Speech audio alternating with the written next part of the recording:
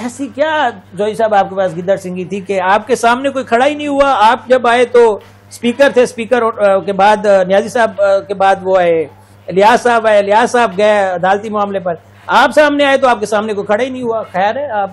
کے پاس کون سی ایسی بہت شکریہ طاقت ہے؟ دیکھیے انسان جو ہے وہ تو خطا کا پتلا ہے. اگر وہ بلند و بانگ دعوے کرے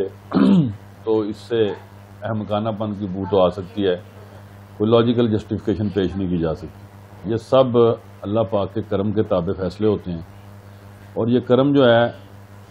اللہ پاک کا، نبی پاک صلی اللہ علیہ وسلم کی نظر عنایت کے طفیل، اور میری والدہ جو میرا مرشد خانہ ہے اور والد، ان کی دعاؤں کے صدقے اللہ پاک نے اس مقام پر پہنچایا. اس سے قبل جب میں آزاد جموں کشمیر کا اسپیکر الیکٹ ہوا تو الحمدللہ وہ بھی میں انکنٹسٹڈ بلا مقابلہ الیکٹ ہوا آج سے 10 سال پہلے.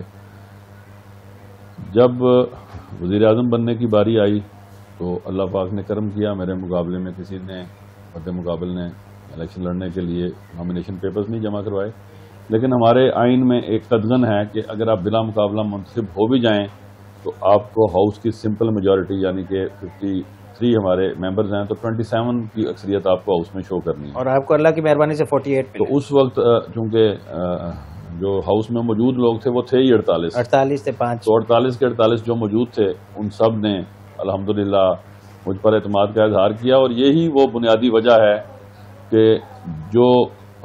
جب میں نے یہ فیصلہ کیا کہ اب اقتدار پرامن طریقے سے آنے والے حکمرانوں کو منتقل کرنا ہے